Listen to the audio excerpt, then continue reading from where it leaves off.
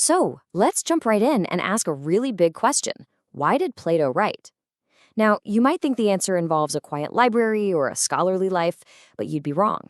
The real answer was forged in the fire of a totally devastating crisis, one that was both personal and political, and it ended up shaping the entire course of Western thought.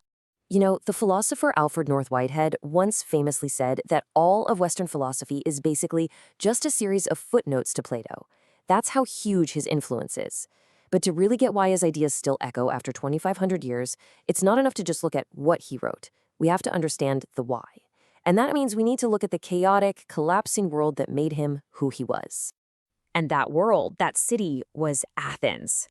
See, Plato's story is completely tied to the story of his hometown, which went through one of the most incredible rises and spectacular falls in all of ancient history.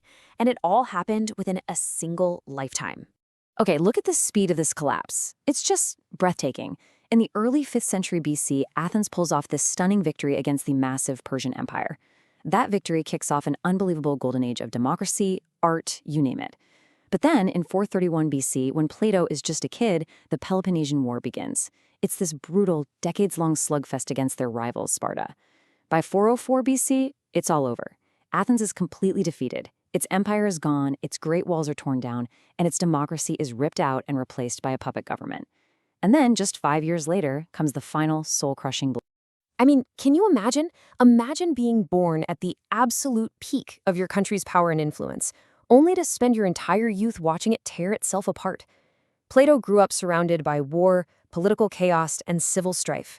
He saw the very institutions his parents' generation had built with so much pride just crumble into dust. This deep, profound sense of disillusionment set the stage for the one event that would change everything for him. And that event was the execution of his teacher, his mentor, his absolute hero, Socrates. For Plato, this wasn't just some political headline. This was a deep, personal trauma, and it became the engine for everything he would ever write. Which brings us to this central, baffling question. After the Spartans' puppet government was kicked out and democracy was restored, why on earth would one of the first things this supposedly enlightened government do be to kill the man the oracle at Delphi had called the wisest man in Athens? It makes no sense, right? It's a total contradiction. So the official charges leveled against Socrates were impiety, which is basically not believing in the city's gods, and corrupting the youth.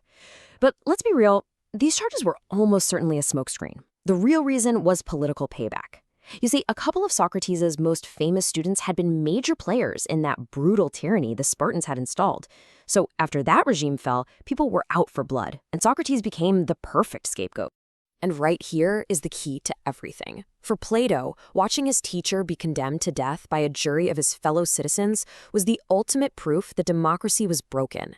He stopped seeing it as the rule of the people and started seeing it as mob rule, a system where emotion, ignorance, and political revenge could lead an uninformed majority to literally kill its wisest and best citizen. His faith was completely shattered. But here's the thing. This didn't just leave him bitter or cynical. It gave him a mission, a lifelong purpose.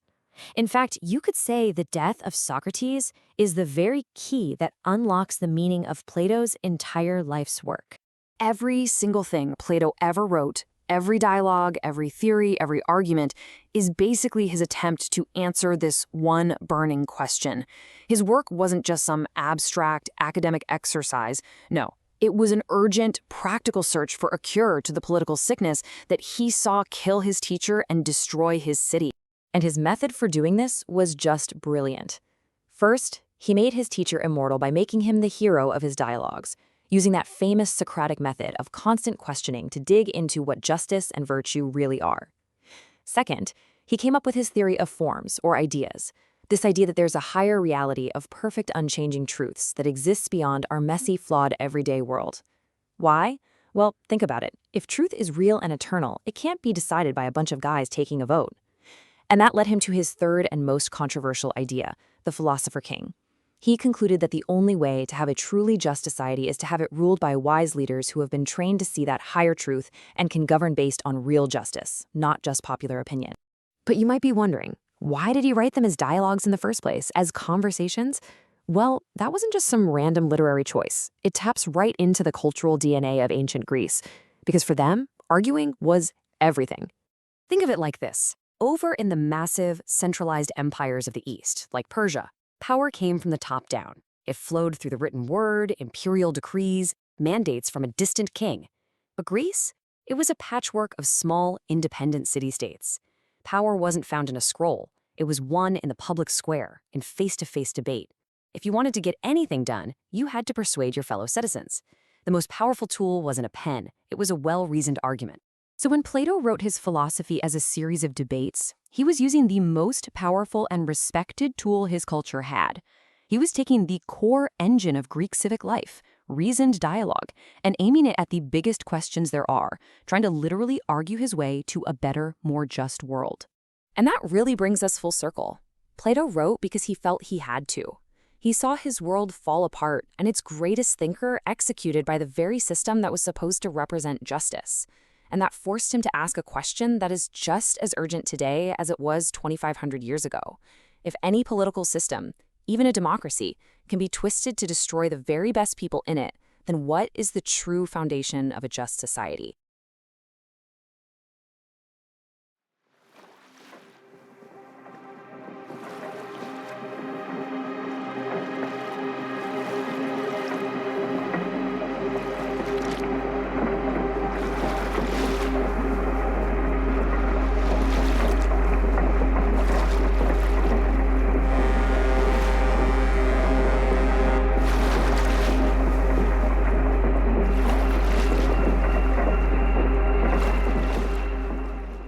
So, what if I told you that one of the most influential and, let's be honest, controversial books ever written was all because of a single traumatic event?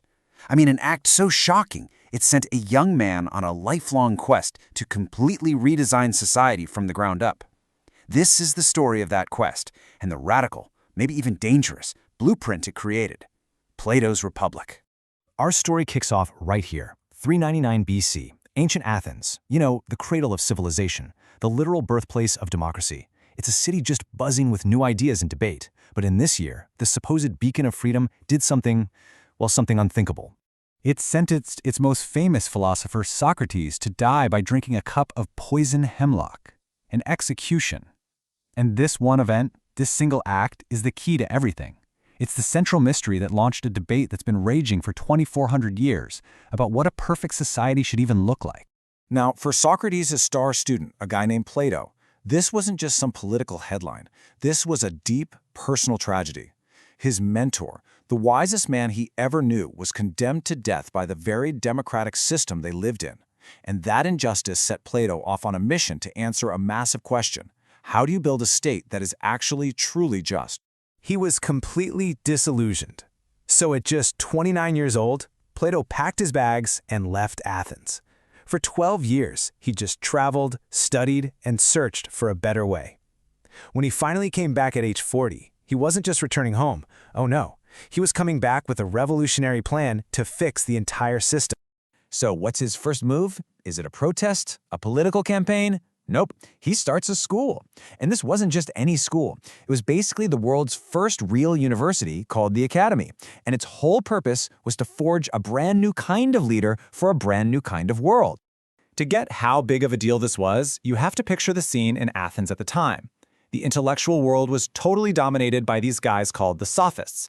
They were slick teachers you could hire. And they taught you the art of rhetoric, how to win any argument whether you were right or wrong. Truth didn't really matter. Plato's Academy was a direct shot at them.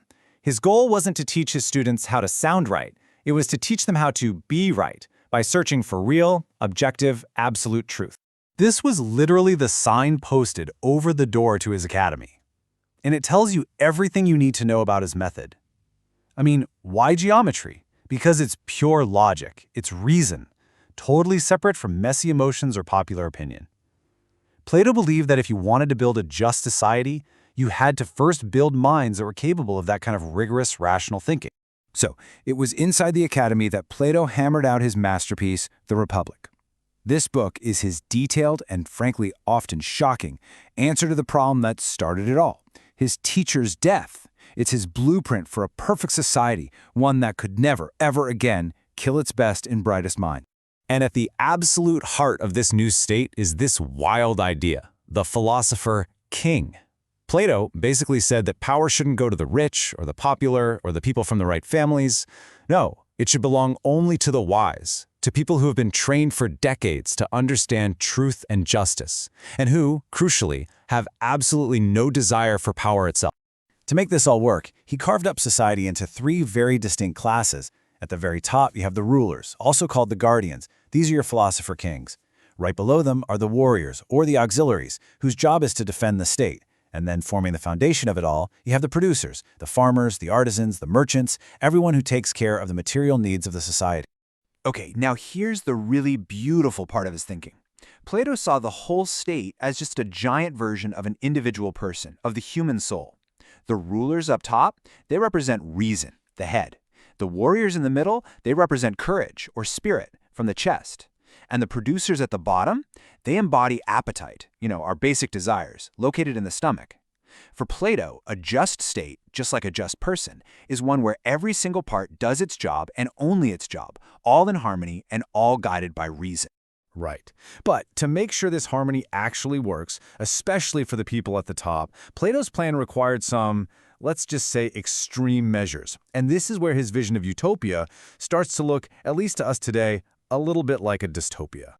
Okay, get ready for this. For his top two classes, the guardians and the warriors, Plato just gets rid of private property in the traditional family. They would own nothing. Men and women would live and train together as totally equals, which, by the way, was an absolutely stunningly progressive idea for his time. But their children would be raised by the state, communally, often without even knowing who their real parents were. And reproduction? Yeah, that would be carefully managed by the state at special festivals. So the obvious question is, why? Why on earth would you get rid of the two things most people hold most dear, their family and their stuff? For Plato, the answer was simple. You have to eliminate corruption at its very root. By taking away private wealth and family ties from his rulers, he believed he could remove any reason for them to be greedy or to play favorites. Their only loyalty, their only family, would be the state itself. He was trying to engineer things like nepotism and self-interest completely out of the system. But Plato was no fool. He knew that getting people to actually accept this radical vision, to willingly submit to the rule of philosophers, was going to be a tough sell. To explain why people resist the truth, he came up with one of the most powerful and famous allegories ever written, the allegory of the cave. It's all about why we so often mistake illusion for reality. So, imagine a group of prisoners chained up in a cave their whole lives. All they can see are shadows projected on the wall in front of them, and they believe these shadows are real. Now, imagine one prisoner is freed and dragged out into the bright sunlight. At first, it's blinding, painful, but eventually his eyes adjust and he sees the true world. He finally understands that the shadows were just faint, fake copies. But what do you think happens when he goes back into the cave to try and free the others? They can't understand what he's talking about. They think he's gone insane.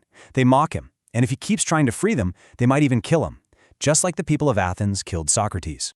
Now, this is a story that's 2,400 years old, but it raises a question that is chillingly modern. I mean, are we really so different from those prisoners? What are the caves that we're living in today? Seriously, just think about it. We live in a world of perfectly curated social media feeds, of partisan news bubbles where we only hear what we already believe. Our realities are literally shaped by algorithms we can't see or understand. We interact with online personas and influencers, not always real people. These are our shadows on the wall. They feel incredibly real, but they're just carefully constructed illusions. Plato's allegory has never been more relevant.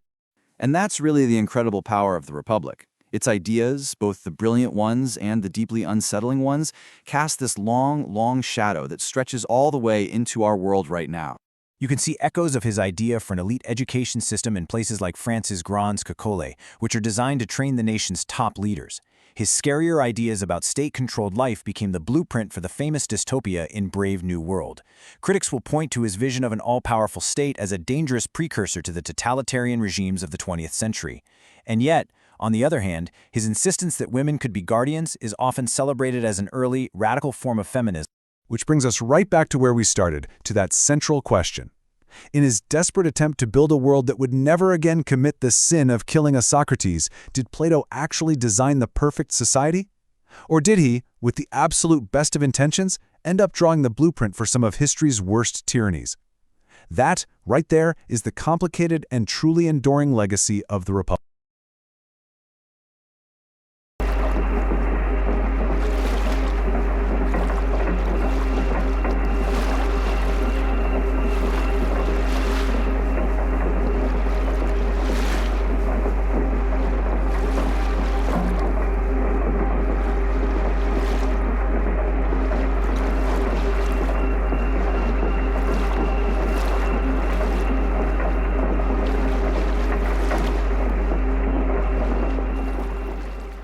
So let's talk about one of the most brilliant minds in history, a guy who wanted to engineer the perfect human society from the ground up, Plato.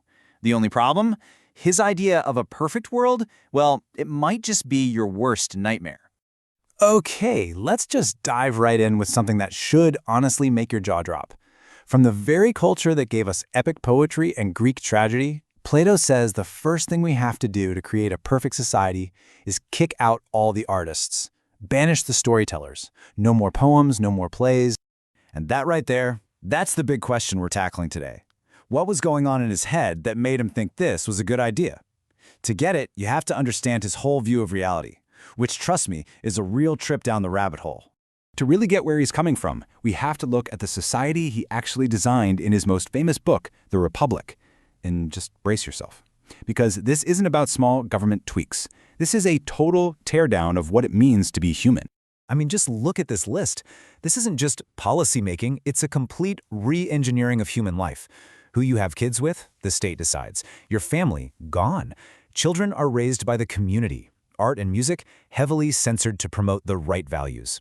And the whole thing is run by a tiny elite who are supposedly the only ones smart enough to know what's best for everyone.